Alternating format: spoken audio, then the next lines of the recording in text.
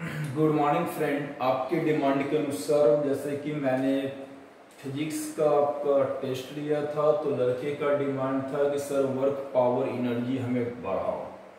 तो आज हम शुरू करते हैं वर्क पावर एनर्जी का लेक्चर नंबर 1। क्या है वर्क पावर एनर्जी, इस चीज को समझने का प्रयास करते हैं। सबसे पहले हम हेडिंग डालते हैं work power and energy.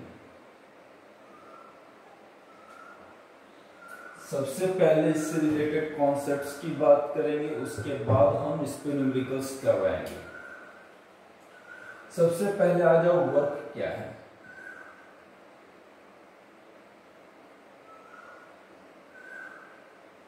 Work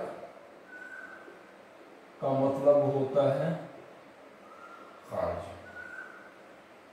ठीक है। अब याद रख लीजिए कार्य क्या होता है। तो सपोज करो कि ये मेरे पास एक ब्लॉक है,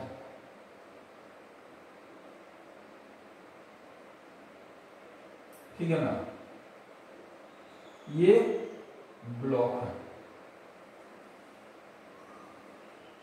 तो दिक्कत नहीं, ब्लॉक है। इसकी हम द्रव्यमान की बात करें, ऐसे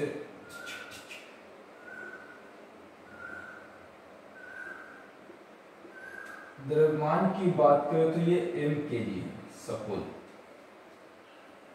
और इस पे हम एक बल लगा रहे हैं, इधर के इसको हम धक्का दे रहे हैं, ठीक है ना। हम लोग एक बल लगा रहे हैं जिसको हम लोग F करते हैं, धक्का लगाते हैं। और ये धक्का लगाने के बाद इसमें x विस्थापन होता है,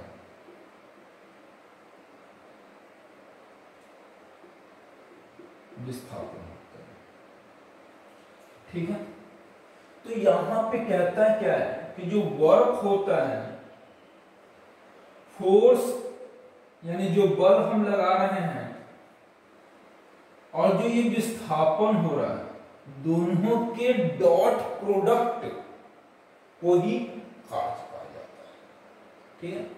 यानी जब किसी वस्तु पे हम कोई बल लगा रहे हैं और वो बल x मीटर से विस्थापित होता है, ठीक है, तो बल और विस्थापन के डॉट प्रोडक्ट को हम लोग कार्य कहते हैं, ठीक है। अगर हम लोग इसके फिजिक्स के डेफिनेशंस की बात करें, जब किसी वस्तु पर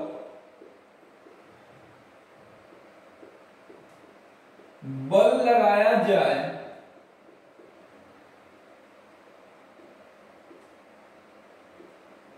जाता है तो वस्तु x मीटर से विस्थापित होता है, ठीक है। तो F बराबर Fs, यही हमारा कार्य हो गया। बात समझ में आ गया, कार्य की बात, ठीक है। अब यहां पे जो हम लोग टेक्निकली बात किए कि सर डॉट प्रोडक्ट यानी अदिश गुणनफल वेक्टर्स में मैंने बताया था, तो कहता है कि किसी भी दो सदिश, क्योंकि फोर्स भी, बल भी सदिश राशि है और ये विस्थापन भी सदिश राशि है, तो किसी भी दो सदिश का जो डॉट प्रोडक्ट होता है वो एक अदिश होता है। इसीलिए यहां पे कहा जाता है कि कार्य जो है एक अदिश राशि होती है।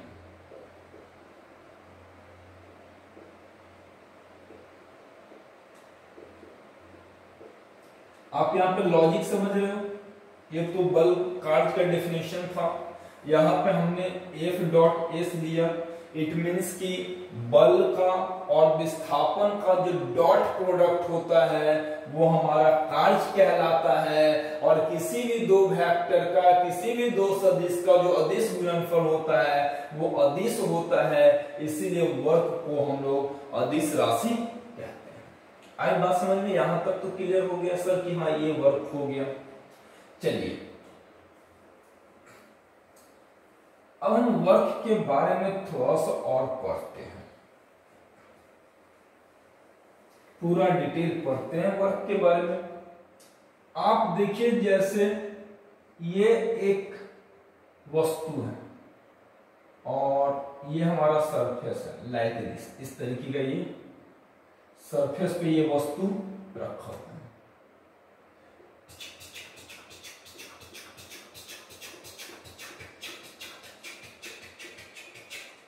ठीक है, आइए m इसका केजी द्रव्यमान इस ब्लॉक का m यहां पे लिख देते हैं। तो हम यहां पे इसको एक बल लगा रहे हैं। क्या लगा रहे हैं? बल F। तो जैसे ये सरफेस है, हम किसी चीज को धक्का देते हैं तो उसके अपोजिट डायरेक्शन में यानी इधर की ओर एक घर्षण बल लगता है। ठीक है, क्या लगता है? घर्षण बल, जिसको F लगाते हैं। F जो हो गया घर्षण बल, और ये जो बल हो गया आरोपित बल, जो हम बल किसी वस्तु पे आरोपित कर रहे हैं, आरोपित बल जो बल लगाए रहे। ठीक है, अब ये वस्तु जो है अर्थ पे एक प्रकार का फोर्स लगा रहा है। ये सेंटर से लेंगे यहां पे, ये अर्थ पे एक फोर्स लगा रहा है mg, जिसको हम लोग कहते हैं गुरुत्व के अधीन एक फोर्स लग रहा है, गुरुत्व बल के अगेंस्ट एक फोर्स लग रहा है जिसको mg कहते हैं। और इसी की न्यूटन्स थर्ड लॉ के अनुसार एक प्रतिक्रिया जिसको हम लोग कहते हैं अभिलंब बल। कौन सा बल? अभिलंब बल। ठीक है, तो ये पूरा डायग्राम हो गया कि ये वस्तु है, इसको पुश कर रहे हैं, ढकेल रहे हैं। तो देखिए इस पे 4 प्रकार का बल कार्य करता है। ठीक है, एक तो जो हम ढकेल रहे हैं वो बल जिसको आरोपित बल कहते हैं। एक जो हम बल लगा रहे हैं उसके अपोजिट डायरेक्शन में एक बल लग रहा है जिसको हम घर्षण बल कहते हैं।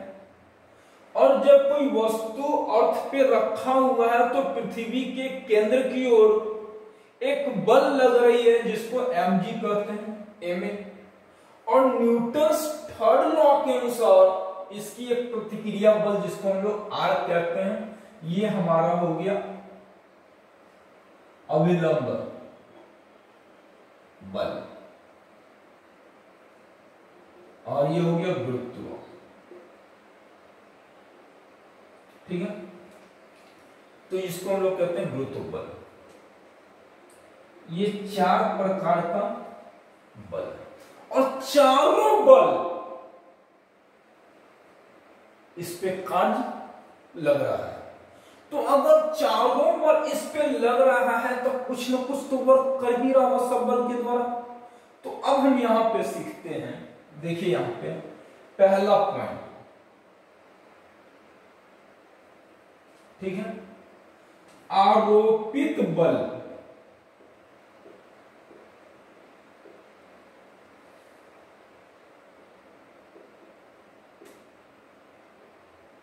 के द्वारा किया गया काम।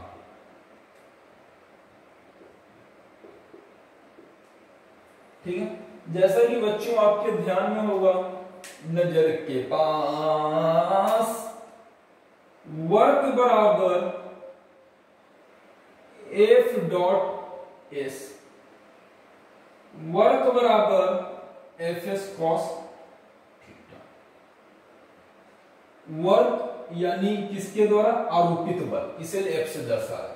अब ध्यान से इस चीज को देखिएगा, जब हम आरोपित बल लगा रहे हैं, ठीक है, तो ये भी तो उधर ही मूव कर रहा, यानी जो बल लगाया जा रहा, ध्यान से समझिएगा, जैसे जो बल लगाया जा रहा है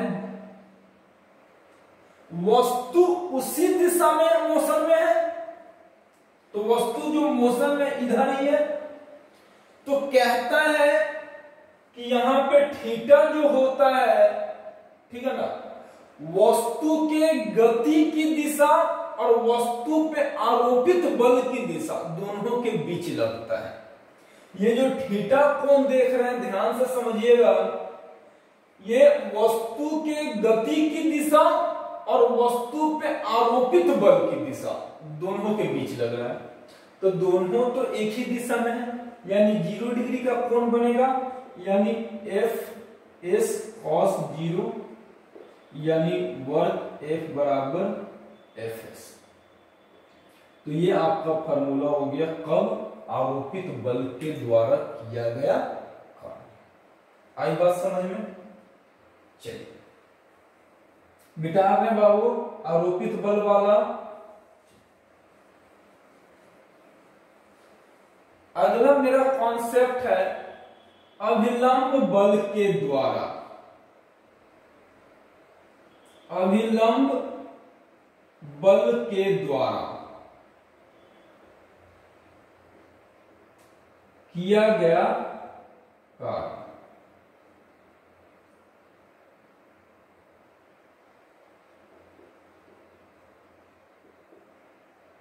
ध्यान से देखिए, W बराबर एफ एस कॉस थीटा। बहुआ ये अभिलंब है और वस्तु की गति ऐसी है इस दिशा में, है ना, देखो तो दोनों के बीच 90 डिग्री का कोण बन रहा है। ये दोनों के बीच ये अभिलंब है और ये मोशन है, इधर ही गति कर रही है वस्तु, जिधर धक्का देते उधर ही गति करती है। इन दोनों के बीच 90 डिग्री, R बराबर एफ एस कॉस 90 यानी वार। ये दूसरा कॉन्सेप्ट, जब अभिलंब बल के द्वारा किया गया कार्य, ठीक है। अब हम आते हैं, मिटा दें सर। तीसरा, चारों बल काम कर रहे हैं।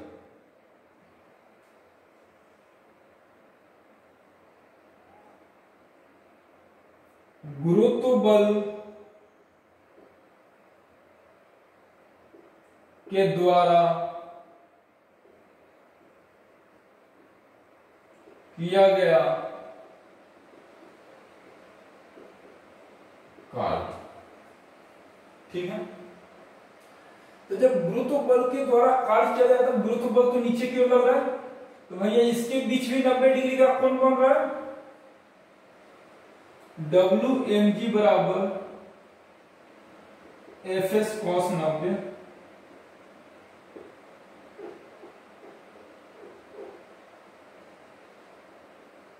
एम जी, विस्थापन हम एसी लेते हैं, कॉस 90 तक खत्म 0, तो जो आपका एम जी लग रहा है यानी गुरुत्व बल के द्वारा जो कार्य हो रहा है वो 0। ये था तीसरा केस। अब हम आते हैं घर्षण बल के द्वारा, मिटा दें। चलिए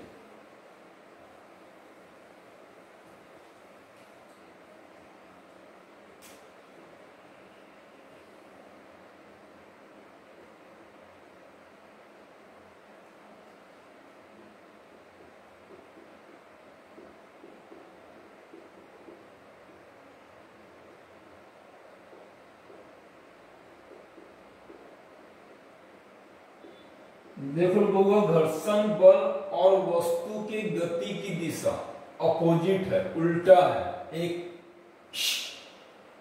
इधर हो गया हमारा वस्तु की दिशा और ये घर्षण बल की दिशा 180 डिग्री का कोण बना रहे हैं। एफ से दर्शाइए, ऐसे लेने दो। F S cos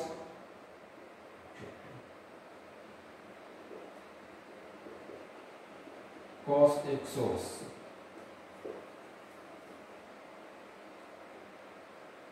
minus F S,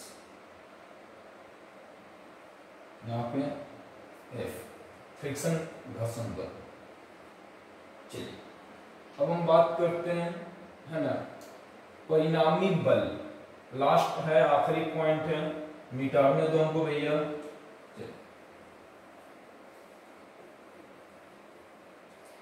परिणामी बल का मतलब क्या होता है कि जो हम फोर्स लगा रहे हैं वो घर्षण बल से ज्यादा है। ध्यान समझिए, जो हम फोर्स लगा रहे हैं, जो बल लगा रहे हैं वो घर्षण बल से ज्यादा है, तब तो वस्तु आगे बढ़ रही है। अगर घर्षण बल से कम रहता तो वस्तु आगे बढ़ती नहीं, विस्थापित ही होती, या घर्षण बल के बराबर होता तो भी नहीं विस्थापित होती। तो यहां पे एक तो शर्त है, जो मान लो कि जो हम बल आरोप लगा रहे हैं, आरोपित कर रहे हैं, वो बल जो है घर्षण बल से ज्यादा है। ठीक है, तो भैया अगला पॉइंट है, लास्ट पॉइंट इसका, परिणामी बल द्वारा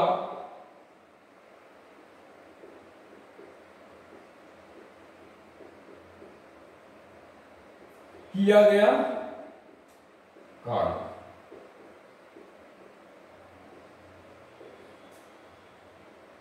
F minus F cos theta, direction तो वही है। परिणामी बल को हम लोग लेते हैं वर्क एफ माइनस,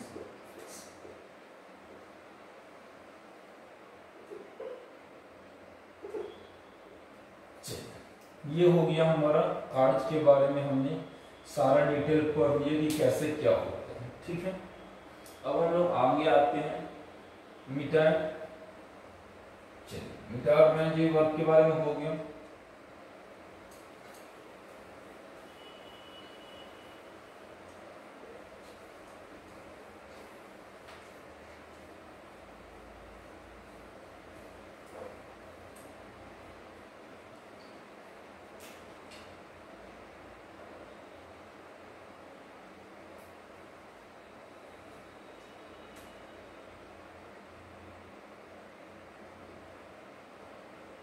वर्क के बारे में एक चीज और बताते हैं। जब किसी वस्तु को उठा के हम ऊपर की ओर कहीं ले जाते हैं, ठीक है, जैसे सीढ़ी पे चढ़ते हैं, तो वहां पे जो कार्य होता है वो mgh होता है। ठीक है ना, जब किसी वस्तु को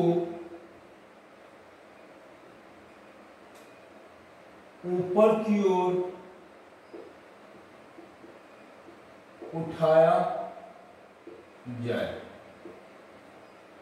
तो किया गया कार्य mgh। ठीक है, उसके बाद एफ एस कॉस थीटा मैंने बता दिया, कार्य से रिलेटेड इतना ही। ऐसा यूनिट देख लो, जूल या न्यूटन मीटर। सीजीएस में देख लो, अर्ग या डाइन सेकेंड सेंटीमीटर। इस तरीके का हमारा रिलेशन दिया है ना, डाइन सेंटीमीटर। ये हो गया हमारे वर्क कार्य। मीटर में चलिए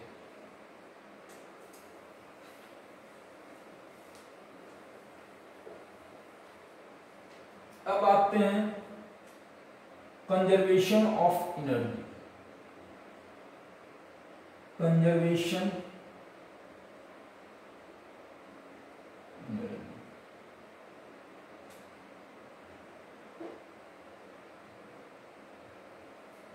conservation of energy direct work हो गया जी। पावर आई है।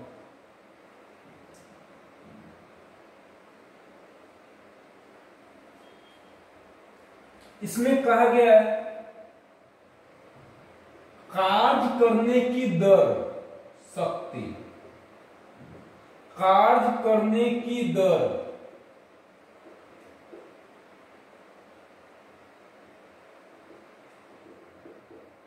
को शक्ति कहा जाता है। कहा, ठीक है, यानी P बराबर कार्य बटा समय। चलिए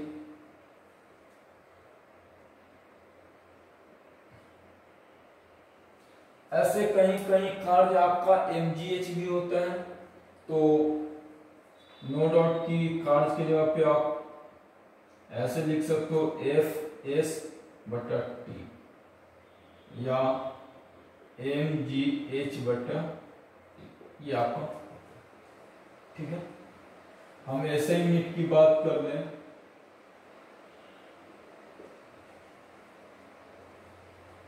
तो इसका होता है शक्ति का वाट या जूल प्रति सेकंड, ठीक है। अब कार्य से रिलेटेड यहाँ पे हम कुछ रिलेशंस लिखवा देते हैं आपको, है ना। चलिए मिटा दें, मिटाएं। ये रिलेशंस आपको बहुत ज्यादा काम देने वाला है, एग्जाम में आ जाते हैं रिलेशंस। संबंध की बात करते हैं। ये तो आपके लिए महामंत्र के तौर पर कार्य करता है। जैसा कि आपको मालूम है, 1 न्यूटन बराबर 10 पे पावर 5 डाइन, 1 जूल बराबर 10 पे पावर 7 अर्ग। क्या बात है सर, ठीक है। अब हम लोग यहां पे 1 HP बराबर 746 वाट, 1 किलोवाट बराबर 1.36 HP, ठीक है। 1 किलोवाट आवर बराबर 3.6 गुने 10 पे पावर 6 जूल।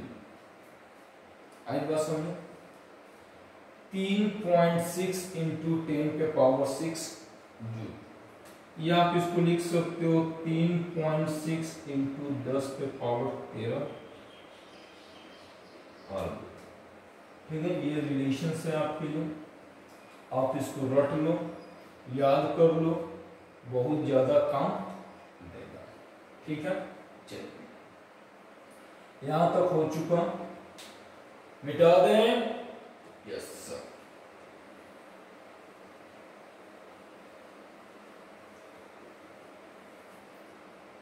चलिए एनर्जी के बारे में बात करते हैं, ऊर्जा के बारे में।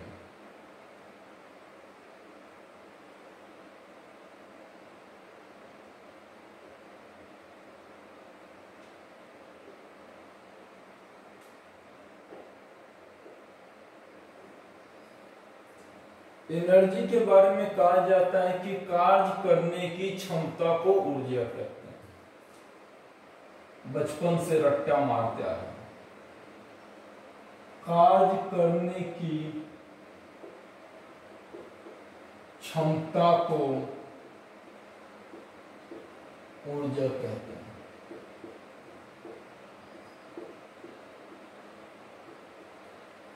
ठीक है। चलो कोई बात नहीं, मान लिए।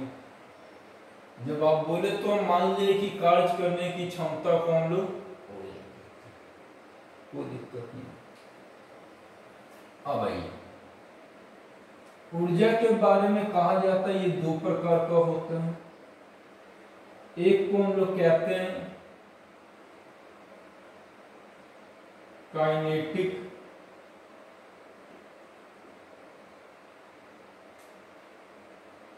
एनर्जी, गति ऊर्जा। दूसरा को हम लोग कहते हैं पोटेंशियल एनर्जी।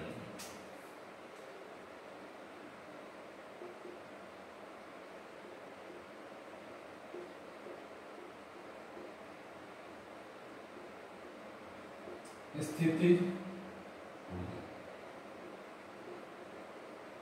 देखो स्थिति ऊर्जा जो होता है दो वजह से होता है।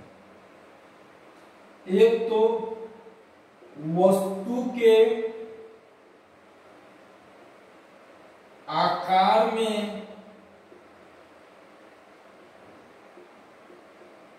परिवर्तन के कारण,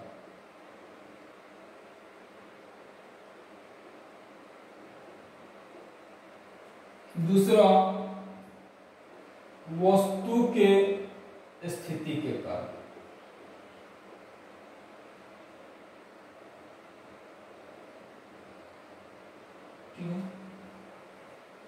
इसको हम लोग कहते हैं इलास्टिक पोटेंशियल एनर्जी, अंग्रेजी में लोचदार स्थितिज ऊर्जा। यहां पे हम लोग ग्रेविटेशनल पोटेंशियल एनर्जी,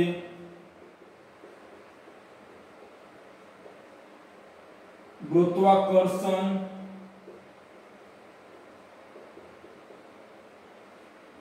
स्थितिज ऊर्जा, पदर ऊर्जा बलर होगा अपने आ जाएगा सही, ठीक है। तो अब याद रख लीजिए, जैसे ये मार्कर देख लो भैया, हम इसको यहां पे रख दिए तो रखे होंगे ना, तो रखने में जो किया गया कार्य होगा वो यहां पे स्थितिज ऊर्जा के रूप में स्टोर हो गया। इसका ये मतलब हो गया कि जब कोई वस्तु किसी ऊंचाई पे रखी जाती है तो उसमें पूरा का पूरा स्थितिज ऊर्जा पाया जाता है। आप गुलेर देखे हो, गुलेर ऐसे खींचते हैं, ये जो पोजीशंस होता है गुलेर के आकार में परिवर्तन होता है और उस आकार में परिवर्तन की वजह से उसके पास कौन सी ऊर्जा होती है? स्थितिज ऊर्जा। दूसरा चीज, कभी तीर देखे हो, तीर धांजी पे तीर ऐसे रखते हैं तो उसमें आकार में परिवर्तन हो रहा है, तो वो हमारा स्थितिज ऊर्जा। आप घड़ी को देखे हो, दीवार पे टांग दिए, स्थितिज ऊर्जा। गाड़ी को वाश होते देखे हो, जमीन से ऊपर उठा के चार चक्का को धोते हैं, स्थितिज ऊर्जा। तो जब भी कोई वस्तु किसी ऊंचाई पे रखी होती है तो उसमें एक ही प्रकार की ऊर्जा होती है जिसको कि हम लोग पोटेंशियल एनर्जी स्थितिज ऊर्जा के बारे में बात करते हैं। गतिज ऊर्जा के बारे में बताता है कि किसी भी वस्तु में गति के कारण जो ऊर्जा होती है, गति के कारण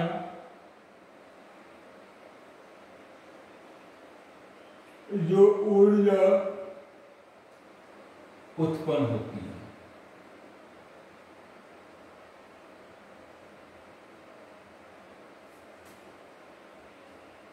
ठीक है।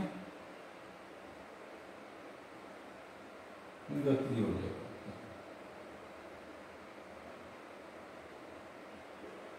जैसे दौड़ता हुआ बच्चा गतिज ऊर्जा, चलती हुई गाड़ी गतिज ऊर्जा।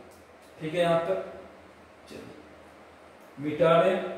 हाँ सर मिटा दो।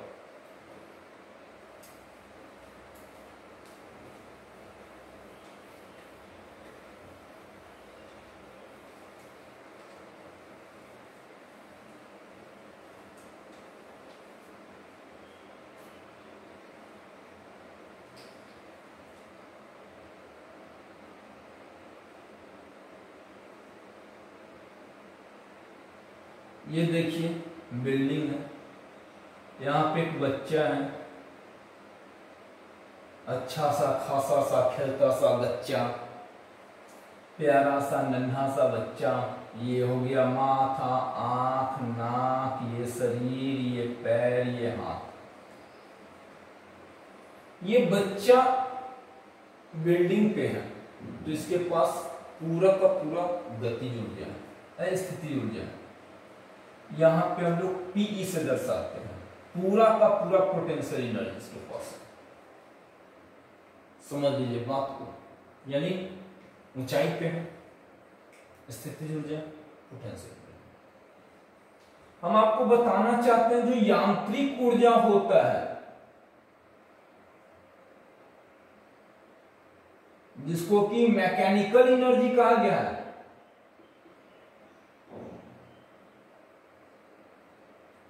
वो गतिज ऊर्जा और स्थितिज ऊर्जा को जोड़ने पे ही प्राप्त होता है, यानी के प्लस पीई होता है। ठीक है, तो यहां पे अगर हम पोटेंशियल एनर्जी, टोटल एनर्जी यानी मैकेनिकल एनर्जी यहां पे पी के बराबर होगा। जब कोई बच्चा एकदम छत पे खड़ा है तो यहाँ पे यांत्रिक ऊर्जा जो होगा स्थितिज ऊर्जा के बराबर होगा। ये बच्चा खेलते हुए अचानक बिल्डिंग से नीचे आ रहा है जी, गिर गया। एक ऐसी पोजीशन होगी कि बच्चा यहाँ पे आया होगा, मान लेते हैं यहाँ पे 100 जूल है, एक एग्जांपल लेते हैं। ये बच्चा यहाँ पे आया हुआ तो यहाँ पे देख लो जमीन से ऊपर भी है, लड़का मोशन में भी है, गति में भी है, तो यहाँ पे काइनेटिक एनर्जी और पोटेंशियल एनर्जी, और जैसे वो बच्चा नीचे आता है उसका वेग बढ़ता जाता है और वेग बढ़ते के साथ ही गतिज ऊर्जा बढ़ती जाती है और स्थितिज ऊर्जा घटती जाती है। यहां पे स्थिति थी 80 नहीं 20 जूल प्लस 80 जूल। बात को आप जानते हो, काइनेटिक एनर्जी, गतिज ऊर्जा कब बढ़ेगा? जब वेग बढ़ता जाएगा, और वस्तु जब नीचे आएगा तो उसका वेग बढ़ता जाएगा। चलो, लड़का गिरते गिरते यहां पे पहुंचा, इसकी काइनेटिक एनर्जी बढ़ती जा रही है जी, अरे बढ़ती जा रही है जी, अरे बढ़ती जा रही है जी। चलो, क्या मजाक कर रहे हो यार।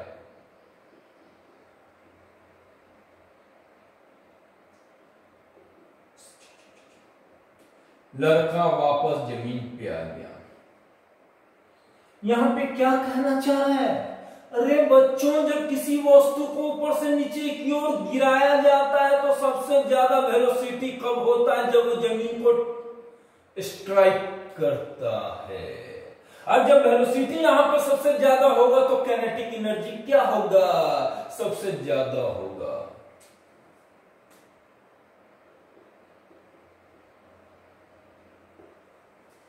क्या बात है सर, मजा आ गया। चलिए इसको नोट कर लीजिए, है ना। आपके लोग पे तो सारी दुनिया टिकी हुई है। चलो मिटा दें।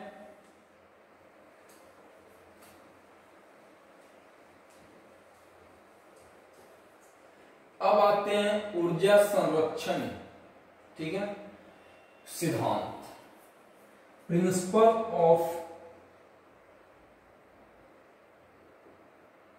Principle of conservation of energy, ऊर्जा संरक्षण के सिद्धांत।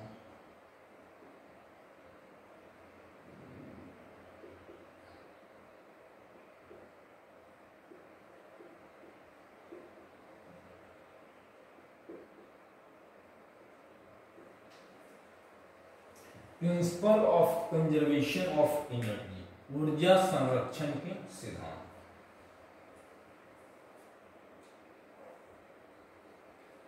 जैसा कि आप लोग को मालूम होना चाहिए कि ऊर्जा ना तो खत्म होती है और ऊर्जा ना तो उत्पन्न होती है। क्या हमने बोला? ऊर्जा ना तो खत्म होती है और ऊर्जा ना तो उत्पन्न होती है। ऊर्जा का एक रूप से दूसरे रूप में रूपांतरण होता है, जैसा कि कहा गया। इसे भौतिक का आधारभूत सिद्धांत कहते हैं, याद रख लीजिएगा। इसमें वही कहा गया है, ऊर्जा ना तो खत्म होती है ना ही उत्पन्न होती है, वो एक रूप से दूसरे रूप में रूपांतरण होते रहते हैं। यह सबको पता है, लेकिन जो नहीं पता है वो बताते हैं।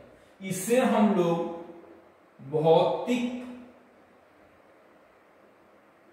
का आधारभूत सिद्धांत कहते हैं। क्या कहते हैं? आधारभूत सिद्धांत।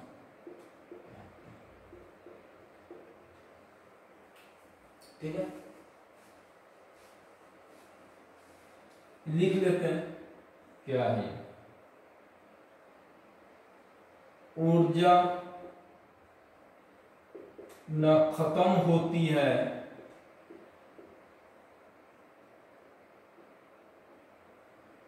और न उत्पन्न होती है,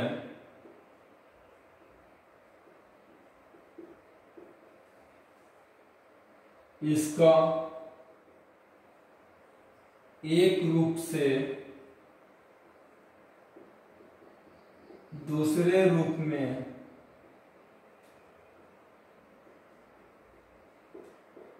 रूपांतरण होता है।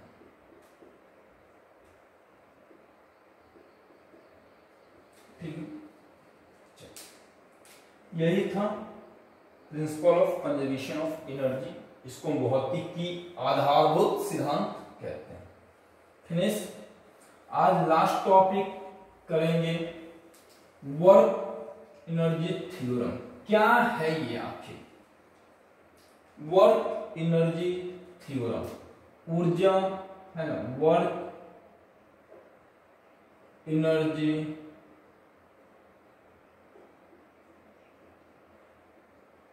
थ्योरम, कार्य ऊर्जा प्रमेय। देखिए, जब किसी वस्तु पर कोई बल लगाया जाता है, ठीक है, जब किसी वस्तु पे कोई बल लगाया जाता है तो उस वस्तु पर किसी अवधि में किया गया कार्य, ठीक है, जैसे मान लेते हैं यार, हम 5 सेकंड तक किसी पे हम बल लगा रहे हैं, तो 5 सेकंड तक उस वस्तु में जो किया गया कार्य होगा ना, वो गतिज ऊर्जा में परिवर्तन के बराबर। क्या होता है? गतिज ऊर्जा में परिवर्तन के बराबर। ठीक है, तो किसी बल द्वारा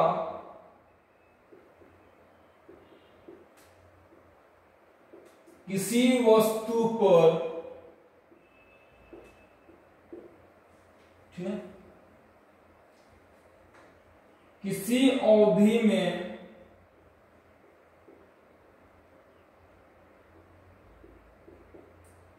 किया गया कार्य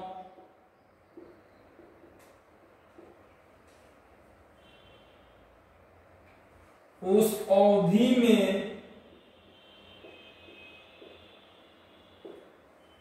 गतिज ऊर्जा में परिवर्तन के बराबर होता है।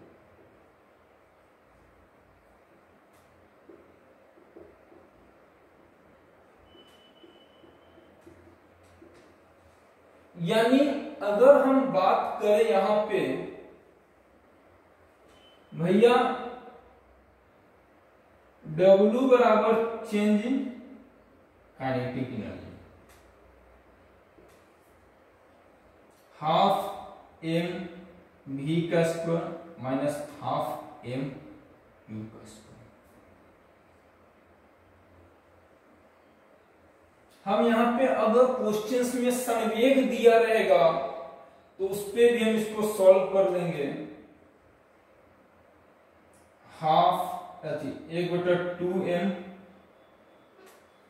p f का स्क्वायर, यानी फाइनल में जो संवेग होगा माइनस पी आई का स्क्वायर बटा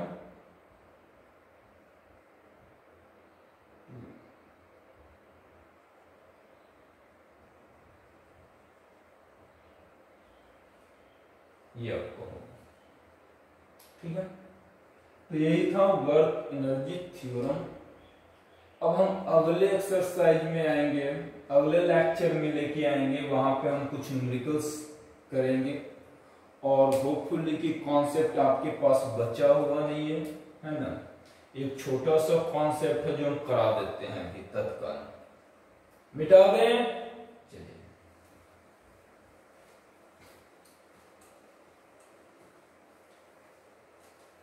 अगला आता है कॉन्सेप्ट।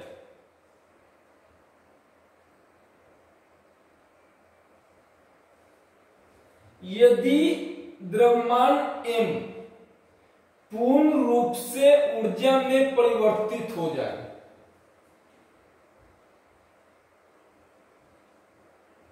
यदि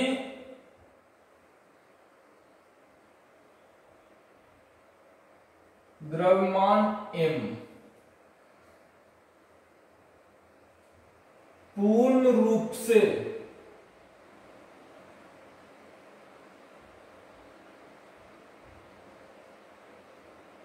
ऊर्जा में परिवर्तित हो जाए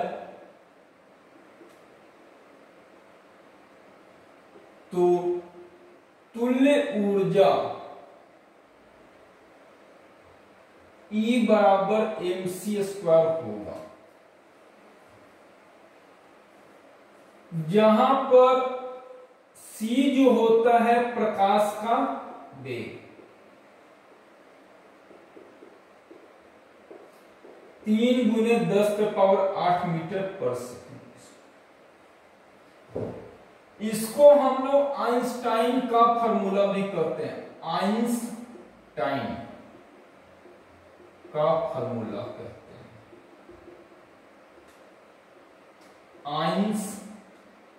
आइंस्टाइन का सूत्र।